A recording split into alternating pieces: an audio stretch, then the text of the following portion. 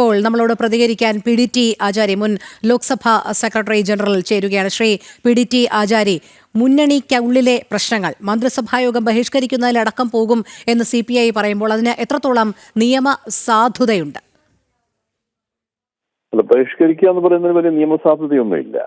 കാരണം ക്യാബിനറ്റ് എടുക്കുന്ന ഒരു ഡിസിഷനിൽ എല്ലാ മന്ത്രിമാരും അതിനെ സപ്പോർട്ട് ചെയ്യാൻ ബാധ്യസ്ഥരാണ്. അതിനെ ഇപ്പം ക്യാബിനറ്റിന്റെ ഡിസ്കഷൻ നടക്കുമ്പോൾ എതിർക്കാം.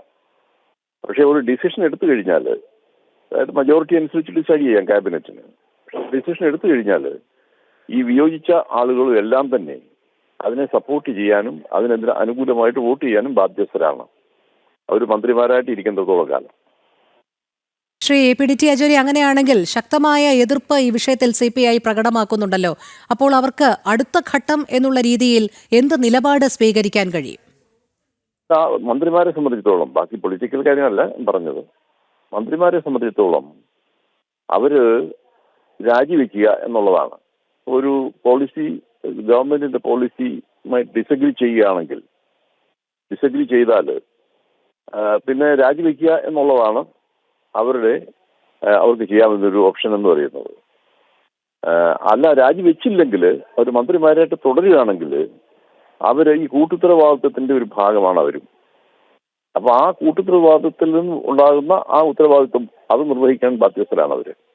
അതായത് ക്യാബിനറ്റ് എടുക്കുന്ന, മജോറിറ്റി അനുസരിച്ച് എടുക്കുന്ന എല്ലാ തീരുമാനങ്ങളും അവർക്ക് വിയോജിപ്പുണ്ടായാലും അതിനെ സപ്പോർട്ട് ചെയ്യാനും അതിന് അനുകൂലമായിട്ട് വോട്ട് ചെയ്യാനും ബാധ്യസ്ഥരാണ്.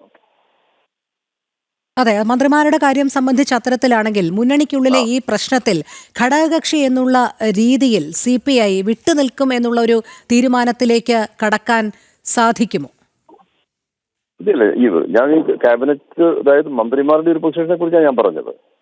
അവരുടെ പൊളിറ്റിക്കൽ ഡിസിഷൻ എന്തും ആയിക്കോട്ടെ, അതല്ല ഞാൻ പറഞ്ഞത്. ക്യാബിനറ്റിന്റെ ഡിസിഷൻ എടുത്തു കഴിഞ്ഞാൽ പിന്നെ അതിനെ സപ്പോർട്ട് ചെയ്യാനും അതിന് അനുകൂലമായിട്ട് വോട്ട് ചെയ്യാനും അവർ ബാധ്യസ്ഥരാണ് എന്നുള്ളതാണ്. ലീഗലി, കോൺസ്റ്റിറ്റ്യൂഷണലി അതാണ് പൊസിഷൻ.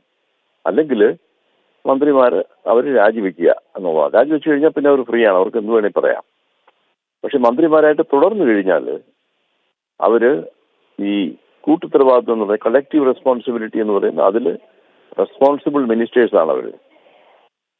അങ്ങനെയാണെങ്കിൽ ശ്രീ PDT ആചാരി, മന്ത്രിമാർ രാജിവെച്ചില്ല, CPI മന്ത്രിമാർ രാജിവെച്ചില്ല എങ്കിൽ ഈ തീരുമാനവുമായി ഇടതുപക്ഷത്തിന് മുന്നോട്ടു പോകാനുള്ള എല്ലാ നിയമസാധുതയും നിലനിൽക്കുന്നുണ്ട് എന്ന് തന്നെയാണ് മനസ്സിലാക്കേണ്ടത്, അല്ലെ? ഇവർ എതിർപ്പ് ഇങ്ങനെ പറഞ്ഞുകൊണ്ടിരുന്നാലും അതിന് പ്രായോഗിക തലത്തിൽ യാതൊരു വസ്തുതയുമില്ല എന്നാണ് മനസ്സിലാക്കേണ്ടത്.